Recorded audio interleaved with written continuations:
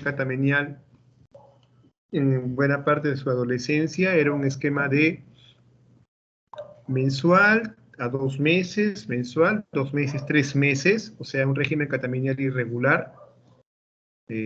Diríamos que la regla se le iba prácticamente 3 veces, 3 meses, y eso hacía que al año veía de repente 3, 4 menstruaciones. Ella es de un hábito pícnico, para su estatura, ella tiene un índice de masa corporal de 31.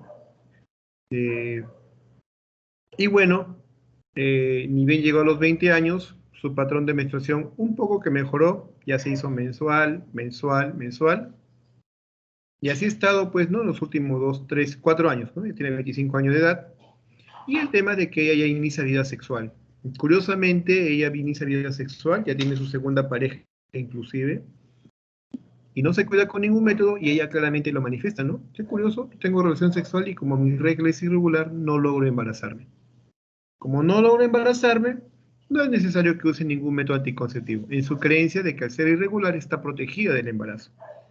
Bueno, ella tiene 25 años de edad, es gordita, su índice de masa corporal es 31, no tiene hijos, llama la atención que ella tenga bastantes vellos en los brazos, en las piernas, llama la atención que tenga en el cuello impregnado los pliegues de su cuello, de las axilas, de una marca negruzca, ¿no? Los pliegues, en todo caso, cutáneos oscuros, oscurecidos. Ella manifiesta que su papá, como es gordito y también tiene eso, es hereditario, y tiene hirsutismo, tiene acné, pero ella viene porque el último año, de todo el último año, 2022, solo tuvo 3 meses de regla. Y ahora estamos en julio, perdón, en mayo, y solo ha arreglado un mes, en febrero. Y viene preocupada porque no ve regla y porque además nota que la obesidad se ha incrementado y, y además los cambios que tiene en la piel, del acné, el vello, y las amigas le han aconsejado que ella debería de tomar anticonceptivos para que le corrija la regla. Entonces la pregunta que planteo es, ¿no? ¿Qué posibilidades o qué entidades estamos reconociendo en esta pregunta? A ver, Melissa Fernández. ¿Se están prestando atención a esto, por favor? ¿Qué Sí, ¿me posibilidades? escucha? Son varias. Te escucho. Ah, Dime. ¿un diagnóstico me dice, doctor? ¿Qué posibilidades diagnósticas habría? Porque para hablar de un Ah, diagnóstico tendríamos que hacer cuadro clínico, examen físico, ¿no? Hacer tu interrogatorio, una exploración. La información que le estoy dando es muy sucinta. Pero ¿a qué diagnóstico podríamos aventurarnos a plantear, ¿no? bueno, pensé en síndrome de ovario poliquístico. De Eh, arranques, de ovario poliquístico. A ver, ¿qué opina Daniel? Levantó la mano. A ver, doy tribuna, levante la mano. Sí, doctor, también iba a decir lo mismo, pensaba en síndrome de ovario poliquístico, ¿no? Aparte, parece que está haciendo un cuadro de, bueno, que va de la mano siempre con resistencia a la insulina, ¿no? Es lo característico. Ya. A ver, Daniel, ¿cuáles son los criterios diagnósticos para hablar de síndrome de ovario poliquístico? Pongámonos en orden. El hirsutismo, resistencia a la insulina. A ver, Y ordenémonos. Hay consensos que hablan de criterios diagnósticos para síndrome de ovario poliquístico. Está bien, la descripción clínica habla de hirsutismo, hallazgos en relación a insulinoresistencia, pero ¿cuáles son los criterios para poder hablar de síndrome de ovario poliquístico? ¿Sí? Creo que todos en automático se lanzaron. Resulta que el doctor, síndrome de ovario poliquístico, sí, levantó la mano, ¿quién? Por favor, levante la mano, yo le doy cabida. ya disculpe, doctor. Sí, lo que estaba mencionando de los criterios me parece que se consideran el imagenológico y también bioquímico, aparte de la clínica, ¿no? Creo que son eso. Claro, hay criterios que se han establecido en el tiempo para poder tamizar muy bien a las mujeres que podrían tener esta enfermedad del síndrome de ovario poliquístico o enfermedad de Stig-Liebenthal. Se habla de, por ejemplo, de los criterios Rotterdam 2003 de la SRE, de la Sociedad Europea de Infertilidad y Reproducción Humana, que dice que para hablar de ovario poliquístico tendría que cumplir 2 de 3 condiciones, ¿no? Condición clínica, en la cual vamos a encontrar no solo hirsutismo, la ausencia de menstruación o los periodos de oligomenorrea o menorreas, vamos a encontrar acné, acatosis nigricans, alopecia y signos de insulinoresistencia. Criterios clínicos, criterios bioquímicos o laboratoriales, un incremento de la relación LH sobre el FSH, de hidroepiandrosterona elevado, testosterona libre elevado, o sea, hormonas androgénicas elevadas, ¿sí? Y criterios ecológicos que hablan en relación que uno o ambos ovarios con aumento del volumen de más de 10 centímetros cúbicos o que encontremos más de 12 folículos. Yo he mencionado algo de eso para hablar de síndrome de ovario poliquístico. Melissa. No, solo clínico, doctor. Claro. Pero, a ver, vamos apuntándonos. Es una posibilidad síndrome de ovario poliquístico. Porque también, Melissa, hay que tener claro que hay damas que expresan esta clínica y no tienen el síndrome.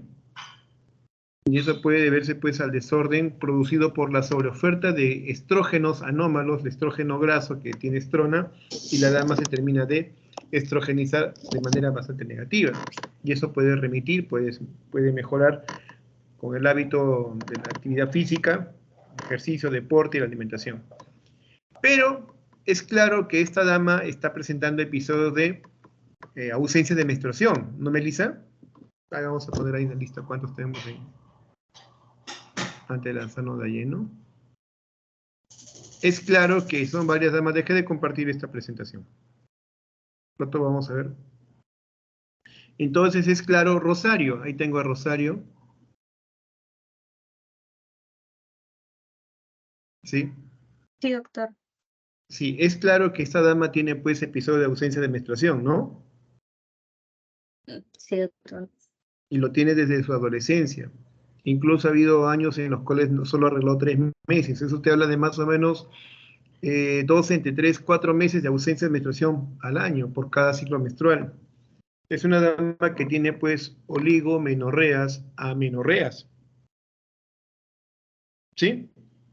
Ahora, podemos reconocer otro problema también en esta dama, ¿no? Además del oligomenorrea, la infertilidad secundaria, la posible infertilidad primaria. No logra embarazarse, tiene más de un año de actividad sexual continua y no se logra embarazarse. Podríamos hablar de la obesidad, hay un trastorno metabólico. Podríamos hablar, claro, de un potencial ovario poliquístico, ¿no? Entonces son posibilidades y la verdad que en ella ocurre lo que se ve pues en el día a día en nuestros pacientes, ¿no? Que muchas escuchan el consejo de la persona menos indicada, de la amiga, de la mamá, del entorno cercano, que les dicen, ¿sabes qué? ¿Que no te viene la regla? Correcto, a mí también me pasó lo mismo. Tómate un anticonceptivo, esta pastilla que te regularizará la regla y pronto verás eso. ¿Pero qué genera eso? Desatención y que el tiempo pase y lamentablemente la morbilidad por la enfermedad que no tiene tratamiento, que no ha sido reconocida, va generando más daño, más repercusión. Pero ese es un caso de los tantos que podría haber. ¿Y qué pasaría si tuviéramos una joven de 19 años de edad? Me ha pasado eso a mí. Una joven de 19 años de edad que viene pues a la consulta privada y ella dice, doctor, vengo por lo siguiente, ¿qué pasó? Una señorita alta, delgada.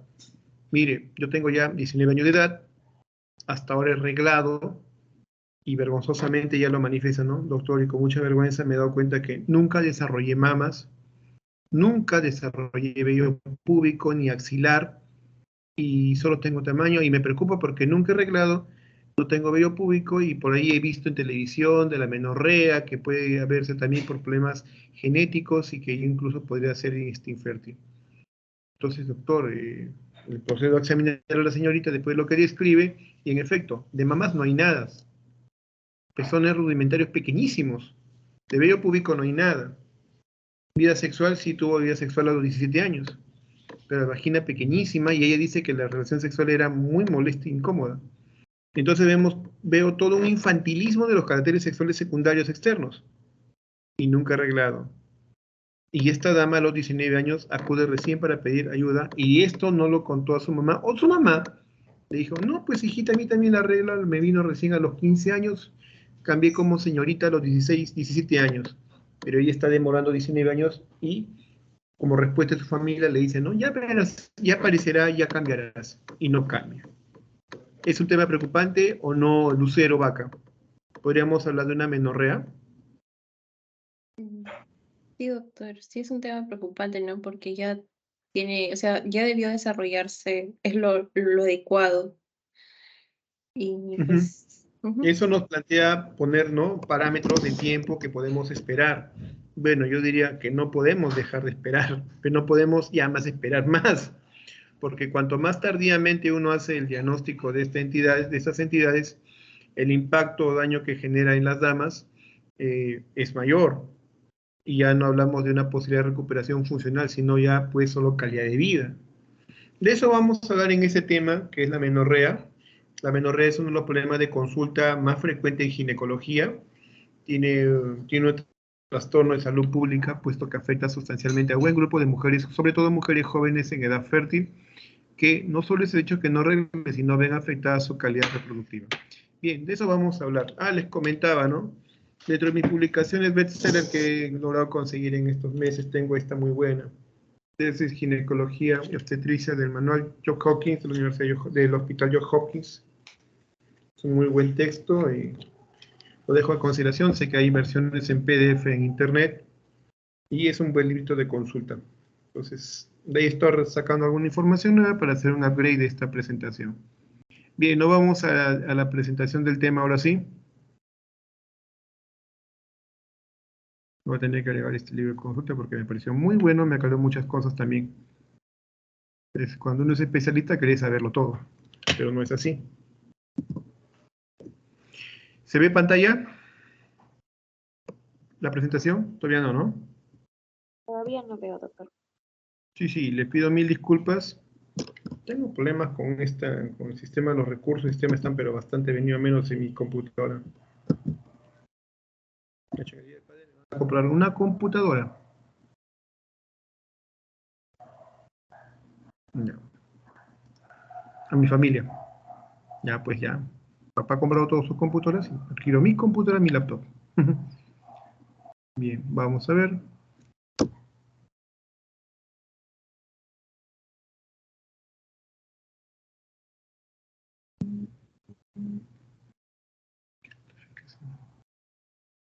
Ya se ve, doctor.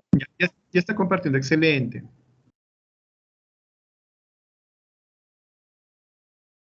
Ya. Uy, está lento esto.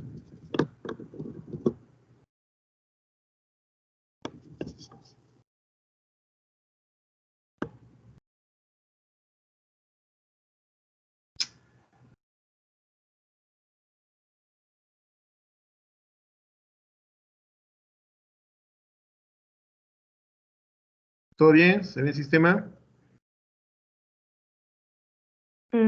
Se ve la pantalla, pero está Actuando, ¿no? cargando. Ujú. Sí. Ya está más fluido la imagen. Bien, ahí vamos. Ya, Dios mediante. Vamos. A menos. A buena suma de publicaciones que la recomiendo. Eso le voy a agregar esta de George Hawkins, muy buena. Bien, vamos a menorrea. Entonces viene a ser la ausencia de menstruación.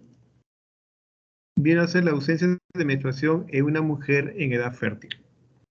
En nuestro país, en las normas técnicas sanitarias, las normas técnicas de salud, definen a una mujer en edad fértil a aquella dama que está entre los 14 y 49 años de edad. Para efectos funcionales de estadística nacional, de estadística, 14 a 49 años. Bueno, una mujer en edad fértil es aquella mujer que ha iniciado menstruación y eso puede ser 12, 13 años, 10 años. Y la última menstruación puede ocurrir pues no solo a los 49, 50, 51, 52 años de edad. El término de menorrea, más que la definición de una patología, es un término que se asocia a un síntoma, puesto que la menorrea viene a ser la ausencia de menstruación. Ahora, hay que tener en cuenta que una menstruación tiene distintas características que la distinguen como tal. La primera, y aquí que me perdonen toda la población LGTB o los que tienen este problema de disforia de género. Una mujer es aquella que tiene un patrón cromosómico 46XX. Innegable, primera condición. 46XX. ¿Sí? Entonces en esas damas va a haber la menstruación. Segundo, ellas deben tener un eje hipotalámico hipoficiario gonadal, gónadas, ovario funcionante. Funcionante. Se entiende que no aplica a una niña ni a una posmenopáusica. El tercero, que haya la presencia anatómica de útero, trompas, ovarios y funcionante, además del tracto genital que viene a ser la vagina vulva. El otro, que ese útero con su capa endometrial sea susceptible a los cambios hormonales para que pueda desarrollar, proliferar, secretar y permitir el desarrollo del embarazo. Y quinto, un eje conexo funcionante que está encabezado por las glándulas las tiroides y las suprarrenales. Clásicamente las amenorreas se han distinguido en dos grupos, primaria y secundaria. Si bien esta clasificación primaria y secundaria diera la impresión que es excluyente una de la otra, en la práctica no es una clasificación del todo taxativa para uno y otro grupo, puesto que hay condiciones que pueden ser amenorrea primaria y a la vez secundaria, ¿sí? Entonces, esta es una clasificación de repente clásica, muy conocida por la comunidad médica, pero en términos de funcionalidad no lo es. De hecho, para hablar de amenorreas hay otras formas de entenderlo y lo vamos a mencionar en el desarrollo de la presentación. De tal manera que la fisiopatología, en función a lo que les estoy diciendo, la fisiopatología y diagnóstico puede diferir entre una y otra. Bien, en general, la primera causa de amenorrea, sobre todo la amenorrea secundaria, viene a ser el estado del embarazo. El embarazo. Segundo, viene a ser la disfunción del eje hipotálamo hipofisario ovárico. Tercero, la disfunción ovárica, donde es el ovario el que está de repente insuficiente o incapaz de responder al estímulo hormonal de las gonadotrofinas. Y el cuarto es una alteración del aparato genital externo, que tiene que ver con afectaciones en los conductos de salida, en el endometrio, si es un Asherman, sinequias, defectos también llamados mullerianos o defectos estructurales, puesto que los conductos de Müller embriológicamente son los que van a formar trompa uterina, útero y porción de cuello uterino. Bien, vamos a la siguiente. Bien, esta gráfica es importante tenerla en cuenta porque resume buena parte de todos los aspectos fisiológicos y fisiopatológicos que ocurren en la mujer en edad fértil.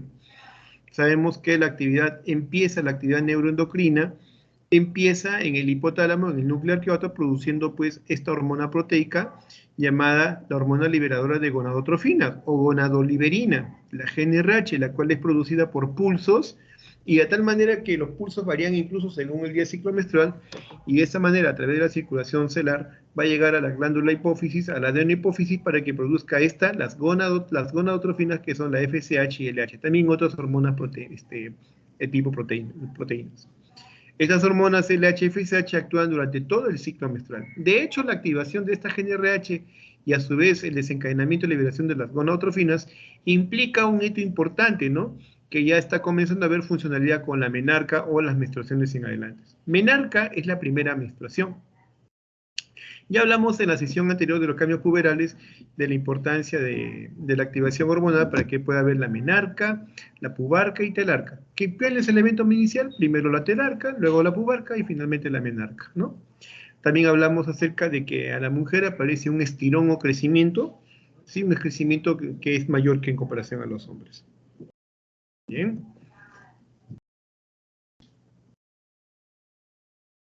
Bien, lo que les decía, ¿no? Las amenorreas primaria y secundaria no es una clasificación taxativa una de la otra, pues pueden, digamos, una tener de la otra. El retardo constitucional, por ejemplo, es una condición, de repente, si no es heredo familiar, ¿no? Lo que decimos, ¿no? La mamá arregló tardíamente, las hermanas arreglaron tardíamente, la abuelita arregló tardíamente, y ¿por qué no haber esa condición en la hija? No puede haber ese componente de repente hereditario, pero el retraso en el crecimiento y desarrollo, como lo vimos en la sesión anterior, puede construir un evento de amenorrea primaria. De causa secundaria viene el embarazo, de hecho es la causa más frecuente. La lactancia también como un evento fisiológico. La menopausia como un evento fisiológico que ya nos dice el cese definitivo de la respuesta ovárica y claro, ciertos fármacos que pueden llevar a la amenorrea secundaria. De causa patológica, miren cómo se sobreponen estas condiciones. La anorexia nerviosa o las psicógenas que tienen que ver con un trastorno emocional, si no es psicológico, psiquiátrico. La sobreactividad física, ¿sí? Y este grupo de patología, este grupo de entidades, la anorexia nerviosa, psicógena, actividad física extenuante, entran a lo que vienen a ser las amenorreas hipotalámicas funcionales, que decía, de hecho, es una de las primeras causas de amenorrea secundaria, en el entorno actual, ¿no? Muchas damas de repente presentes que están escuchando esta sesión, de seguro que cuando han estado vísperas del parcial de algún examen o con la sobrecarga de toda la actividad, pueden experimentar retraso de la regla o no ver regla por meses. Y eso tiene una connotación, bueno, en función a esto. Estado de hiperprolactinemia o hipohipertiroidismo pueden ser amenorrea primaria y secundaria. También los tumores de las glándulas suprarrenales. Y acá hay una patología llamada hiperplasia suprarrenal congénita, donde se produce un mediador hormonal que va a generar, pues, ¿no?, este trastorno de ausencia de menstruación. Síndrome de ovario poliquístico también puede verse en amenorrea primaria si es una joven. Fallo ovárica precoz, síndrome de Turner, que vamos a ver que es una causa de disgenesia gonadal. La disgenesia gonadal se entiende como una alteración en el desarrollo de las gónadas. La disgenesia gonadal se entiende como el desarrollo anormal de las gónadas. La disgenesia gonadal puede ser total o parcial, pura e inclusive. Bien, vamos a la definición de amenorrea primaria. Es el caso de la mujer que nunca, pero nunca ha arreglado. Y como el ejemplo que les ponía de la dama que viene a los 19 años, se enteró muy tardíamente. La definición de amenorrea primaria contempla de hacer el diagnóstico en edades tempranas, puesto que a menor edad la propuesta, o mejor dicho, los planteamientos terapéuticos pueden mejorar bastante a la paciente. Así que se define como amenorrea primaria que una dama nunca ha arreglado, y acá hay dos condiciones. Tiene 16 años, ha crecido, tiene estatura, tiene las características sexuales secundarias normales, pero no regla. Usted la ve ectoscópicamente, es una señorita. Ha desarrollado mamas, vello púbico, los labios mayores se han desarrollado, tiene fenotipo sexual secundario desarrollado, pero no regla, hay 16 años. Y la otra condición es que tiene 14 años, y no tiene ningún carácter sexual secundario visible. ¿Sí? Es la niña, mejor dicho, la señorita grande, infantilizada, como en el caso que les he contado. Estados Unidos tiene un buen registro de su epidemiología estadística, y en ese país sabemos que la incidencia es de 1 a 2%. Países como el nuestro hay un subregistro y es difícil saber la magnitud de estas amenorreas. En las amenorreas primarias, la causa más frecuente, tenganlo presente, son estas dos. La disgenesia gonadal, es decir, la alteración en la formación de las gónadas, siendo su mayor representante el síndrome de Turner. Turner es una de las causas más frecuentes, de hecho la primera causa, y las alteraciones estructurales mullerianas. En un rato vamos a desarrollar esto, el síndrome de Turner, es que es un síndrome cromosómico en la cual las damas no expresan en sus cromosomas X, no expresan uno de ellos, por eso le llaman 45XO. Bien, aquí tenemos una clasificación de la amenorrea según la etiología, la frecuencia que tiene. Aquellos estados donde hay un pobre desarrollo de las gónadas y hay un aumento de la FSH en el afán de tratar de hacer que funcione, hipogonadismo hipergonadotropo, aquí vamos a ver condiciones donde se incrementa la FSH, vamos a encontrar este síndrome, ¿no? El síndrome del 45XO, este es un síndrome de Turner, y sus variantes como los Turner mosaicos. Es el más frecuente amenorrea primaria. También puede haber disgenesias gonadales puras en una mujer con 46XX. No desarrolló las gónadas y es mujer. O miren esta condición terrible, 46XY, esta es una disgenesia gonadal. Esto puede ocurrir en el síndrome de Swyer, en la cual, mira, vamos a ver el síndrome de Swyer. El síndrome de Swyer y síndrome de Morris lo vamos a escribir un rato. Ahí está el síndrome de Morris como el síndrome de insensibilidad a los andrógenos. Estado de eugonadismo significa que las hormonas FSH y LH están presentes en valores normales, las gonadotrofinas, pero las gonadas también están presentes, pero acá debería de repente una agenesia mulleriana, o sea, no se han formado los tractos de salida, no hay canal vaginal, no hay cuello uterino, es a medias. O hay un desarrollo incompleto que ha formado tabiques vaginales transversos, longitudinales, o un himen imperforado, o un estado de eugonadismo que es el síndrome de insensibilidad a los andrógenos que se ve lamentablemente en varones que están feminizados. El síndrome de ovario poliquístico también, esta entidad que es la hiperplasia suprarrenal congénita y las enfermedades tiroideas y de Cushing. Estado de hipogonadismo, pero con hipogonadotrofismo, bajo nivel de FSH y no hay desarrollo mamario, está el retraso constitucional, la deficiencia de la hormona GnRH que se ve en el síndrome de Kallmann. Las otras enfermedades del sistema nervioso central, Kallmann es ausencia de receptor de la GnRH, disculpen. Enfermedades hipofisiarias y trastorno de alimentación, estrés, ejercicio excesivo, que también puede estar presente en la menorrea secundaria. Miren, esta clasificación es más funcional de la menorrea primaria. La podemos ver así, como obstrucción de las vías de salida, es decir, aquello que impida o que esté como obstáculo para que no haya salida de la regla.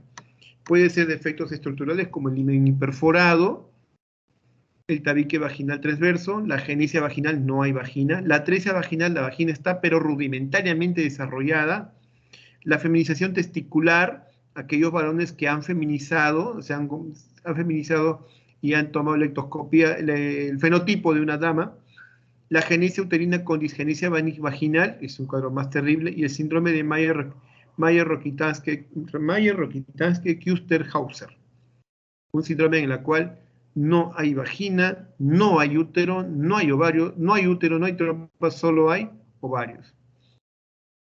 Trastornos del órgano terminal puede ser la genicia ovárica, no hay ovarios desarrollados si es mujer, 46XX, el síndrome de Swyer o agenesia gonadal. El síndrome de Swyer viene a ser una condición rarísima en la cual es un varón cromosómicamente, pero que ha feminizado de tal manera, en una alteración se habla de una alteración de la cadena del cromosoma SRY, y lo que pasa con el Swyer es que logra desarrollar útero, logra desarrollar vagina, logra desarrollar mama, pero no hay ovarios, y eso en 46XY, síndrome de Swyer, uno en 80.000 de incidencia que se ve en nacimientos. La insuficiencia o falla ovárica, defectos enzimáticos que llevan una menor síntesis de esteroides. Recuerden que los esteroides no solo se producen en el ovario, sino también en las suprarrenales, de ahí que la ligazón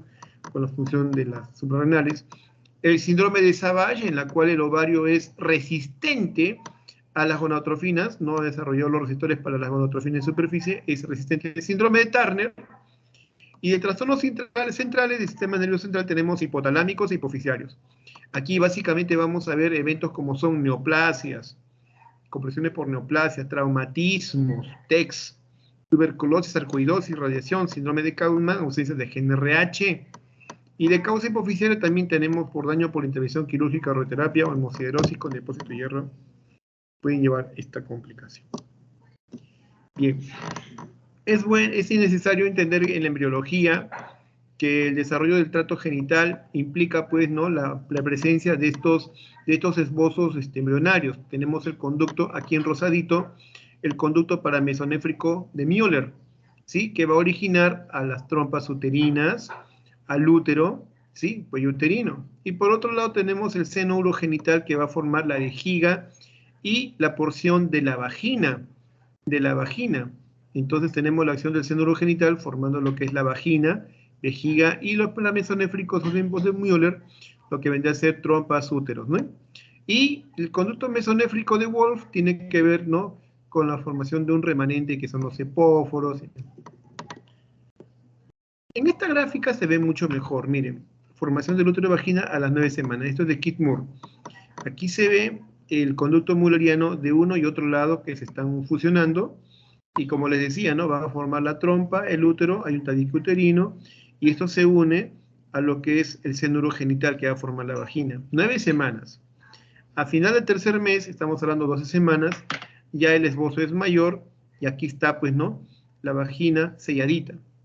Al final, bueno, los fondos que estamos hablando ya más avanzada la gestación, al recién nacido, miren, ya tenemos el útero formado con las trompas, claro que todavía no es funcionante, y la vagina, eso sí, sellado por el himen. Entonces, ahí la alteración estructural de estos conductos müllerianos implicaría que aquí haya tabiques o haya sellamiento. Esta gráfica que combina causa de menorrea primaria y secundaria lo describe mejor.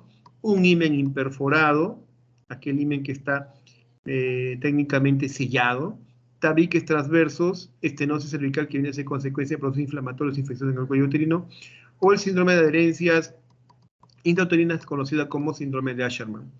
Miren, entonces en estos defectos de obstrucción de salida podemos tener de causa primaria, menorrea primaria o también secundarias. Este es un himen imperforado.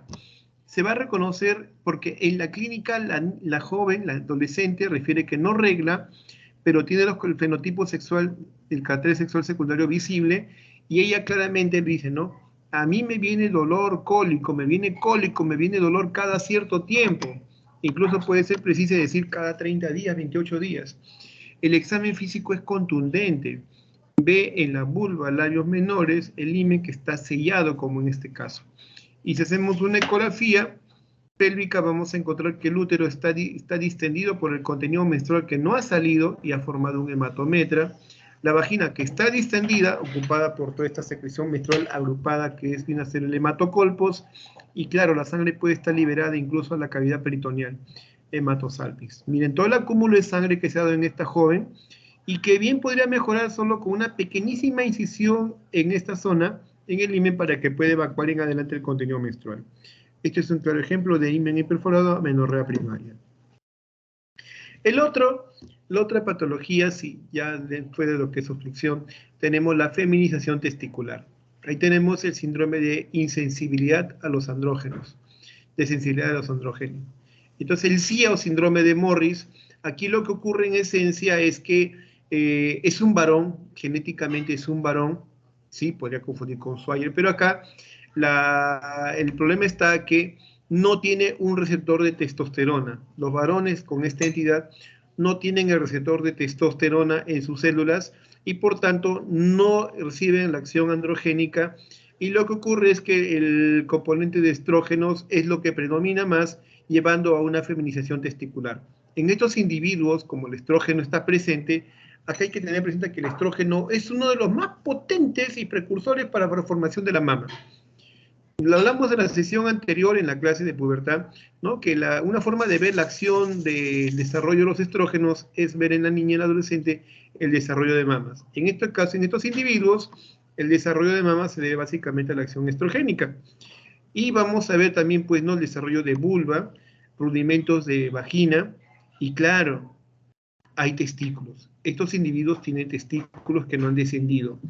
Entonces, este síndrome de insensibilidad a los andrógenos va a llevar pues a una feminización. Es un problema que está ligado al cromosoma X, y se puede transmitir de madre a hijo. Entonces, no hay receptor de testosterona y van a desarrollar este síndrome de insensibilidad a los andrógenos, o también conocido como feminización, síndrome de Morris. Y aquí ocurre porque hay un desorden en la diferenciación sexual. Vean, esta imagen es más que elocuente. Aquí se ve a un individuo que está recostado, tiene todo el fenotipo de una dama. Eso sí, en el síndrome de Morris vamos a encontrar lo siguiente: desarrollo mamario, digamos, incluso no solo el promedio, sino más de lo habitual.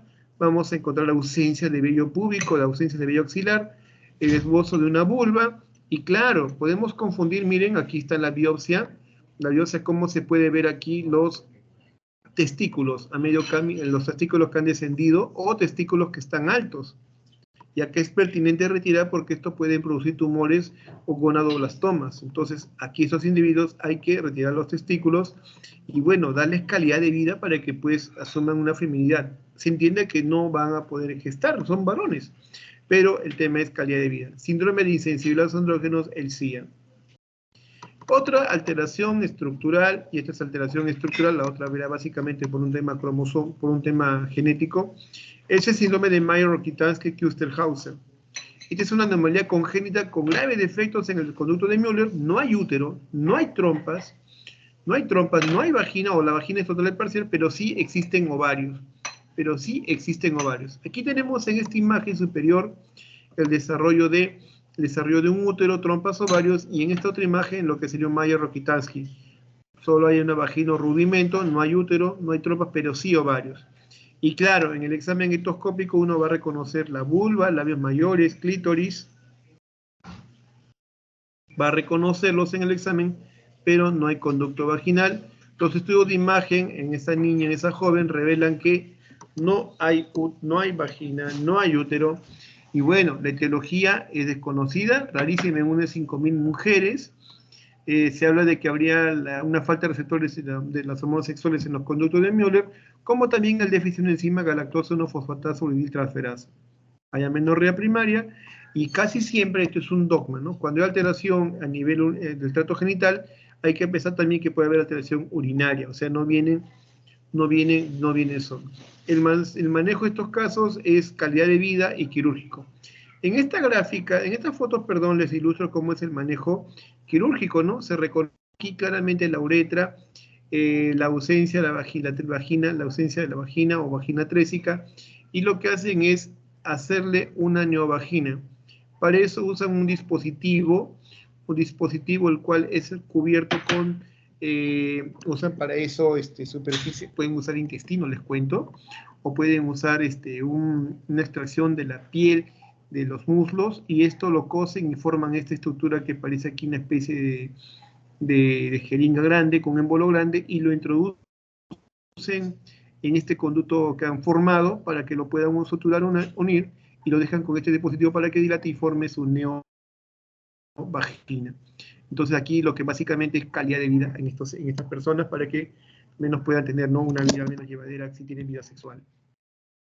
Otros trastornos pueden ser el trastorno de órgano terminal, la insuficiencia ovárica. La insuficiencia ovárica se entiende que el ovario es incapaz de responder a los estímulos gonadotrofinas, por tanto vamos a ver una pobrísima o nula producción de estrógenos y las gonadotrofinas disparadísimas tratando de estimular lo que no pueden, ¿sí? De tal manera que vamos a ver estas condiciones: un hipogonadismo, es decir, pobre desarrollo de las gónadas, de los ovarios, e hipergonadotrofismo, porque está viendo un incremento de las gonadotrofinas. Un claro ejemplo es el síndrome de Turner, disgenesia gonadal, donde hay la ausencia de un cromosoma X, o puede haber el síndrome de Turner mosaico, con 46XX y buena parte 46X0. El síndrome de Savage, donde hay un defecto en el receptor ovárico para las gonadotrofinas, por tanto, el ovario no va a responder a ninguna de ellas. Defectos enzimáticos como la 17 hidroxiprogesterona, o puede verse la agenesia gonadal con cromosomas 46XY. Ya hemos hablado del síndrome de Swyer, ¿no?, que son varones, pero que expresan formación de útero, vagina, trompas, pero no hay ovarios. O defectos enzimáticos genéticos que tienen que ver con la 17-hidroxiprogesterona, 17-20 desmolasa, progesterona. Bueno, son defectos genéticos rarísimos, inusuales, y bueno, se tiene que hacer pruebas muy finas. Esta es la causa más frecuente de amenorrea primaria, el síndrome de Turner.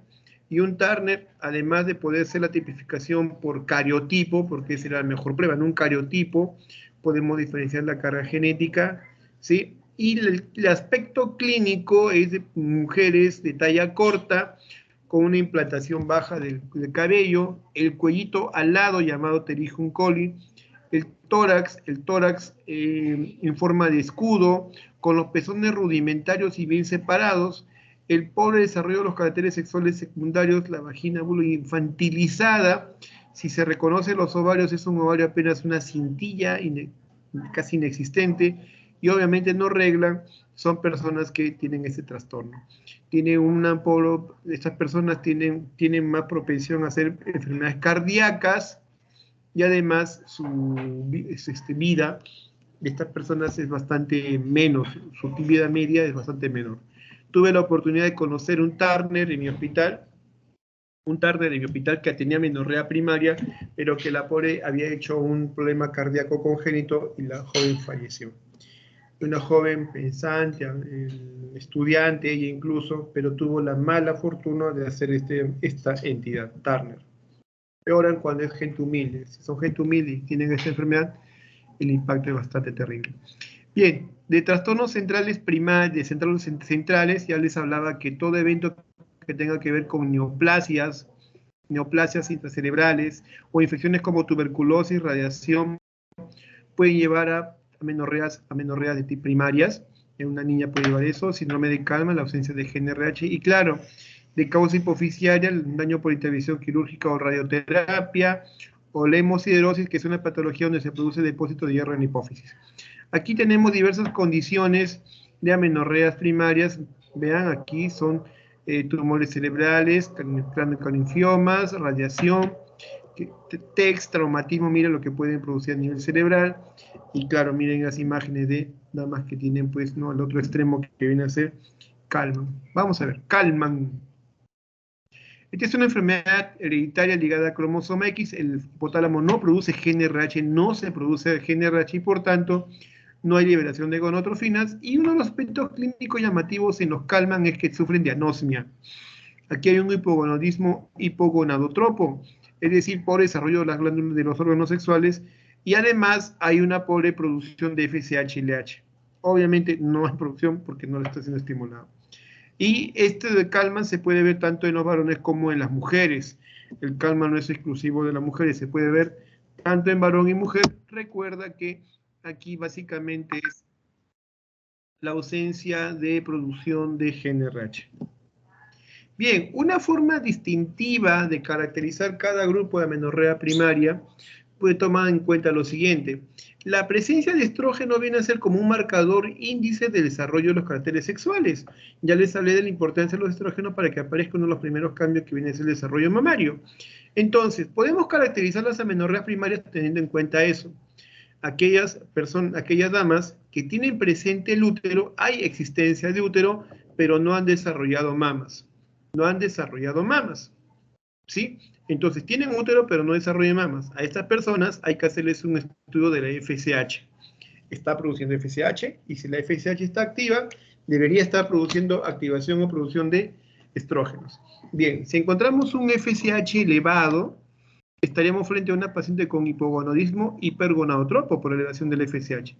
En estos individuos hay que hacerle un estudio de calotipo, porque puede ser que sea un 45XX y sería una disgenesia gonadal purita, o alguna alteración enzimática como esa de déficit 17 hidroxiprogesterona, o alteraciones en el cromosoma X, porque estos problemas pueden estar también relacionados al cromosoma X, o de lesión del receptor de FSH, o destrucción del ovario, o estas entidades que son bastante infrecuentes, o puede ser que sea un 45X0, es decir, un Turner o variantes de mosaicismo Turner, o tal vez sea un varón Swyer, un síndrome Swyer, pero tiene esta alteración de cromosoma XRI. Ahora, ¿qué pasaría si fuera una producción de FSH pobrísima, baja o normal? Estaríamos a un hipogonadismo hipogonadotropo. Aquí sí debemos hacer estudio del sistema nervioso central porque hay que determinar si hay neoplasia o hay alguna alteración a nivel cerebral.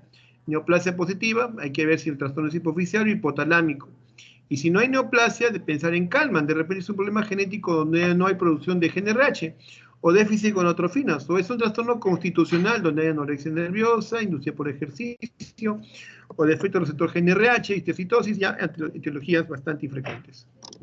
Bien, ese es el escenario donde no hay mamas y hay útero. ¿Y cuál sería la otra posibilidad? Hay mamas, pero el útero es ausente. Y se me ocurre en la cabeza el CIA, insensibilidad a los andrógenos. ¿Esto cómo se puede desarrollar? ¿Cómo se puede ver? Fácil. Determinemos su cariotipo. Si vemos que cromosómicamente es masculino, es un CIA. Si vemos que es XX, es femenino, puede ser una atresia uterovaginal, un defecto estructural. Ahora, otro algoritmo, estos son algoritmos que he tomado diversas publicaciones muy buenas para poder orientar. Otro algoritmo sería que la dama tiene útero. Si tiene útero, la pregunta sería, ¿la vagina es permeable? Sí. Ah, ya, está bien. ¿Hay mamas? Sí. Entonces, en este caso hay que hacer ET de progesterona porque podríamos tener una condición que vamos a ver más adelante. O considerar ET de progesterona negativo o no, si es que hay una afectación. Si la vagina no está permeable, significa que puede haber un himen perforado, tabique transverso, agenesia vaginal. Ahora, no hay útero, cariotipo. Puede ser feminización testicular, agenesia mulleriana, defectos enzimáticos. Es otra forma de enfoque de la amenorrea primaria. Bien, vamos a la amenorrea secundaria. En la amenorrea secundaria tenemos dos criterios principales. Es la ausencia de 3 ciclos o meses en aquellas damas que tenían ciclos menstruales regulares. ¿Sí? Y en aquellas que tienen ciclos irregulares, más de 6 meses. Y la causa más frecuente viene a ser embarazo. Le sigan la lactancia, que es un evento fisiológico porque la prolactina suprime la producción de GnRH y no habría acción de gonadotrofinas. Entonces, esos son los dos distintivos de la amenorrea secundaria. Viéndolo por frecuencia, la amenorrea secundaria es más frecuente en aquellas condiciones donde hay una producción normal de FSH o está disminuida, hipogonadotrofismo. Podemos verlo esto en estado de anovulación crónica y ahí tenemos síndrome de ovario poliquístico. También el hipotiroidismo, la hiperprolactinemia, que tendrían una acción cruzada a este déficit de FSH o alteración. Otras neoplasias o trastornos hipofisiales, síndrome de Cushing, la anorexia nerviosa, pérdida de peso como un problema funcional hipotalámico o hipotalámico inespecífico. También puede darse una insuficiencia ovárica donde el ovario no responde al estímulo externo y vamos a encontrar una FSH elevadísima, como puede ser en el caso de las 45XX, que son disgenesia gonadales o corotipo anómalos. O puede ser consecuencia, lamentablemente, consecuencia de un síndrome de Asherman. En el síndrome de Asherman lo que ocurre es que esta dama tenía un endometrio funcionante antes de, y que lamentablemente secundario a un aborto, a un legrado, una revisión uterina, el endometrio prácticamente ha quedado desvitalizado. Ha cicatrizado, no hay endometrio y se forman áreas de sinequias o adherencias, Asherman. O estados hiperandrogénicos donde tenemos tumores del ovario, sobre tumores funcionales, y la hiperplasia suprarrenal congénita no clásica, y hay un grupo de trastornos que no podrán ser reconocidos como no diagnósticos. En esta foto y en esta imagen, sin ir ya a lo que es la clase de ovario poliquístico, tenemos imágenes contundentes. Esta es una dama joven con ovario poliquístico donde se puede reconocer la acanthosis nigricans, que es un indicativo de insulinoresistencia, el acné, el sobrepeso, el criterio ecográfico de los folículos que se ven como si fueran un racimo, y el aumento del tamaño del útero, del ovario, sobre todo a predominio de la teca, la capa externa de los folículos. No voy a entrar en más detalles del síndrome ovario poliquístico porque eso es ya tributario de una sesión o clase. El síndrome de Asherman, como les comentaba, casi siempre es secundario a una revisión uterina, un legrado uterino cruento, donde prácticamente el endometrio quedó desvitalizado, y en el fenómeno de cicatrización lo que está ocurriendo es la formación de sinequias adherencias, y esto es una causa de alteración estructural. El otro es de causa obstétrica, es el síndrome de Sheehan, y estado de hiperprolactinemia. En el caso del síndrome de Sheehan, este es característico a una menorrea, perdón, a un shock hipovolémico obstétrico, a un sangrado, digamos, masivo, abundante, en que se produce generalmente en el posparto. Tanto así es la magnitud del sangrado que lleva a una hipoperfusión de la silla turca, llevando a necrosis. Y recuerden que la silla turca no solo está de una hipófisis, posterior hipófisis, no solo es FSH-LH, sino que también hay otras hormonas que se producen, y al cesar, al morir estas células, estos centros productores de hormonas, lo que ocurriría sería un panhipopituitarismo, ¿sí? a todo nivel hormonal. Déficit de TSH, déficit de paratormona, déficit de cortisol, y todo esto por la secuela de este shock obstétrico. El otro, la hiperprolactinemia, que es un trastorno más frecuente de la hipófisis anterior. Por favor. Y hay muchas causas que podrían estar implicadas en la hiperprolactinemia. Bien, el estudio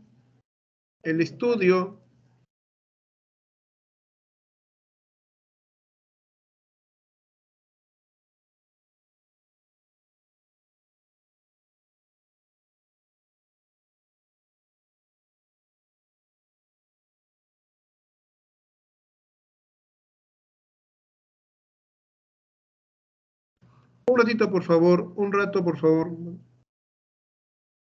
Sí, doctor, está bien.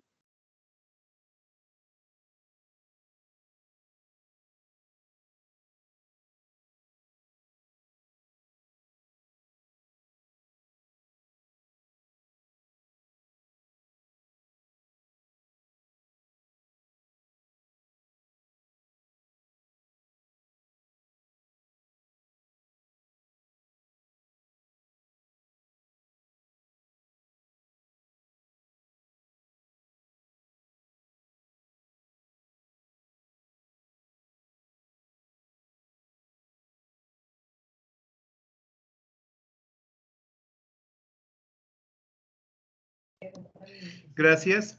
Bien, empezamos entonces, y continuamos, por favor, un poquito la garganta maltratada. Vamos a lo que es el enfoque diagnóstico en general de la amenorrea. Es importantísimo hacer una búsqueda de todos los eventos relacionados a la entidad. Créanme que hasta el evento menos significativo, hasta el dato más insignificativo puede cerrar importancia. Por tanto, eso significa una buena confección de historia clínica. Una anamnesis completa donde se valore aquellos estados de situaciones de estrés, cambio de peso, la obesidad o la pérdida de peso. Ya recuerden que los dos extremos pueden llevar a menorrea, ¿no? La alimentación, cómo está el régimen alimentario, la actividad física, todo eso puede encerrar una etiología hipotalámico funcional. De repente está tomando algún fármaco, enfermedades nuevas o también enfermedades crónicas, puede ser un Cushing, el acné, el sutismo, hiperandrogenismo, obesidad, será un ovario poliquístico o un tumor suprarrenal, alteraciones visuales, cefalea, fatiga, poliuria, polidicea, será una lesión del sistema nervioso central, la presencia de bochornos, sofocos, resequedad vaginal, insomnio, disminución de los líbidos, será una insuficiencia ovárica precoz, fallo ovárica precoz, o una galactorrea por una hiperproteinemia, o el antecedente de que ha tenido un parto recientemente y fue abundante o estuvo complicado, o fue sometido a un legrado uterino, o una endometritis, será un Asherman. Entonces todo eso entra en la búsqueda de la anamnesis.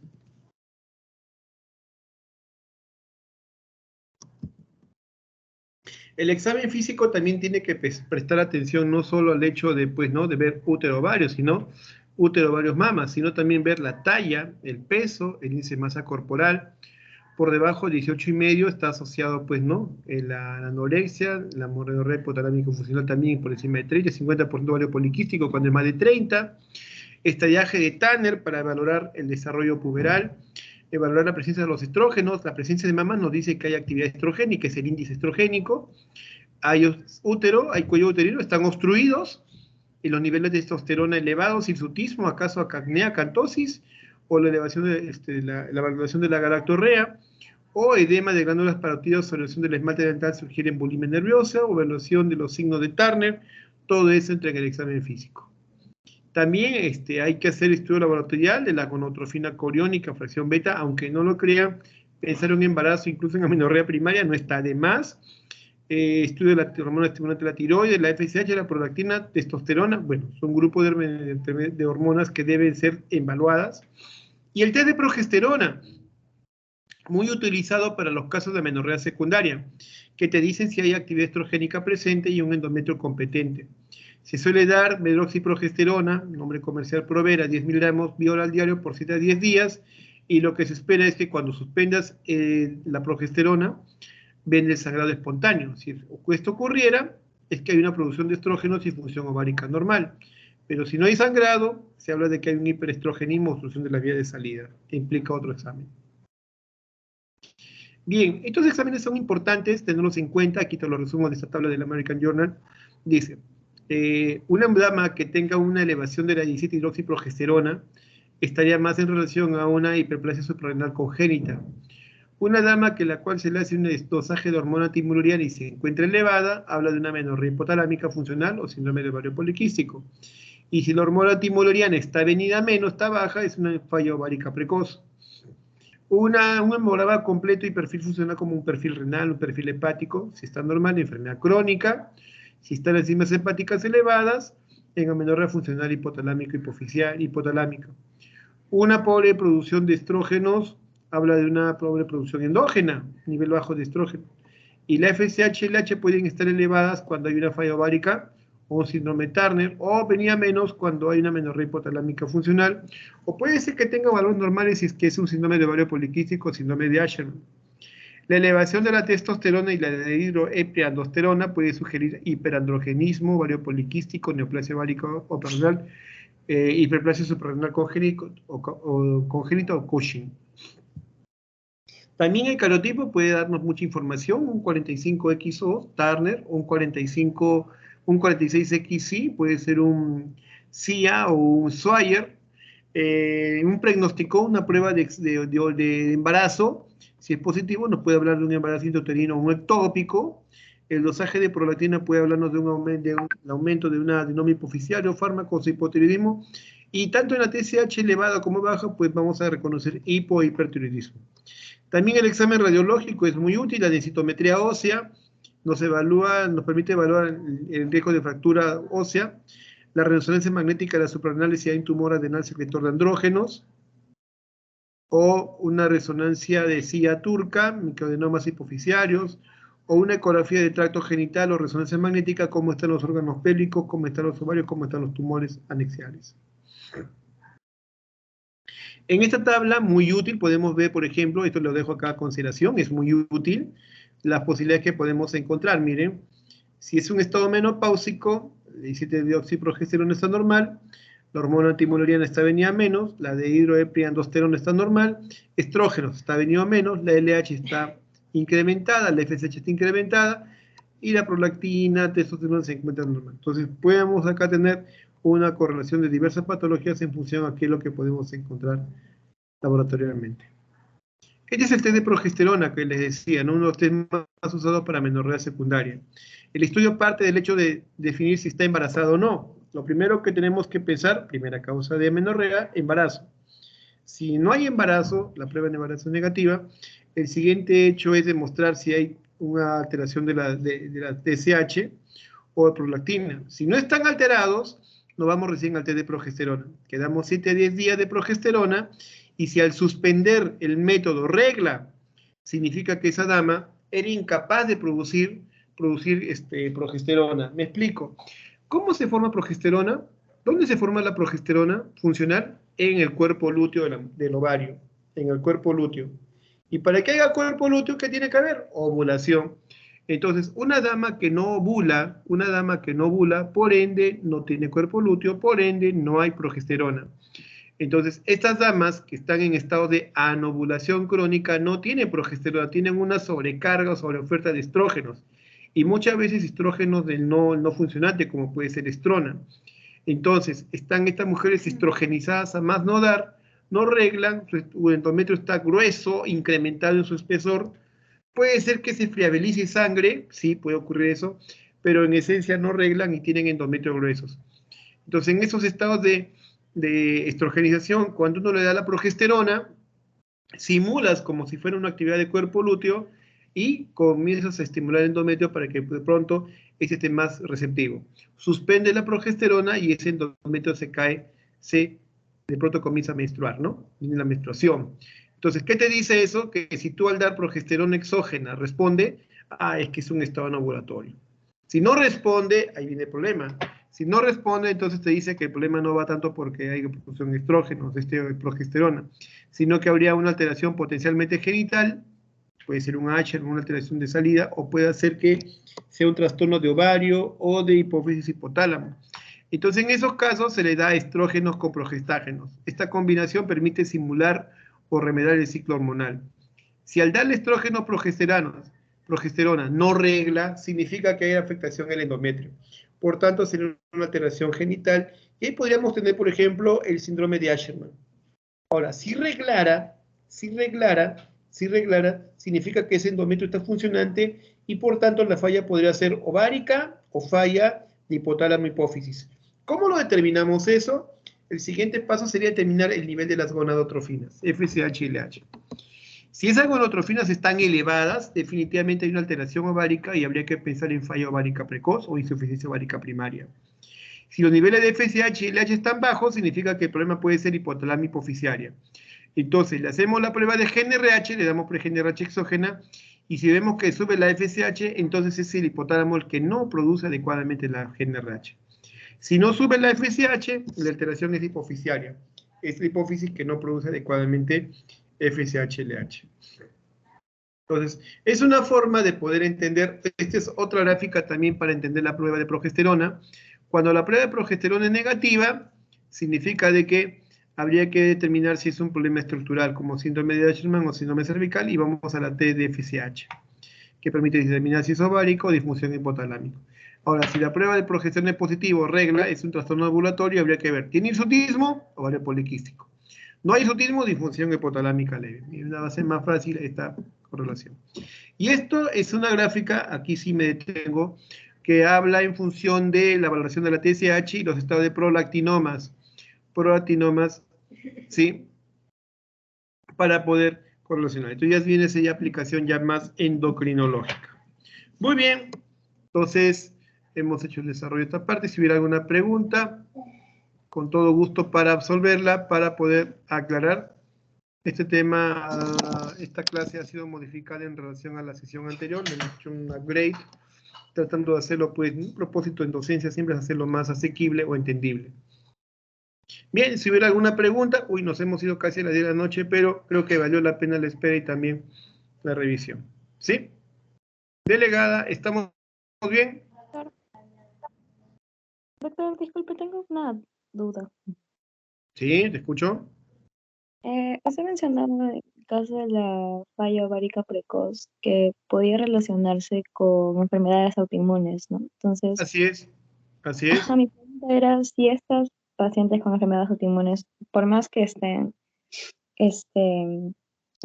tomando los fármacos, o sea, aún con eso, inmunosupresores, ¿no? Aún con eso, ¿podrían desarrollar la falla ovárica precoz? Una dama que tenga una enfermedad huérfana, así le denominamos a este grupo de enfermedades autoinmunes. Tiene esta entidad y está recibiendo sus fármacos. A ver, hazte cuenta que tenga lupus. Estas damas puede hacer que recuperen regla, podrían recuperar menstruación. Así es, sí podría haber.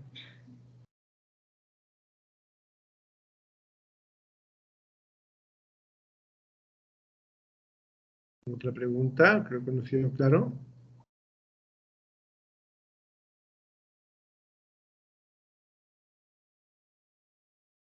Parece que no, doctor, ha estado claro. Ah, ya. Revisen Novak, por favor, revisen Novak, revisen Beckman, está muy didáctico. Ahí van a encontrar que ellos no hablan tanto de amenorrea primaria y secundaria, sino hablan de amenorreas centrales, de origen central, de origen gonadal, de origen endometrial y de origen del órgano tracto de salida. Lo hace más funcional esa clasificación. Como vuelvo a repetir, la distinción de amenorrea primaria y secundaria es una cuestión de arraigo. En nuestro país, en América Latina, se habla más de eso, pero en otros países le dan otra clasificación que, en mi opinión, es más funcional. Muy bien, jóvenes.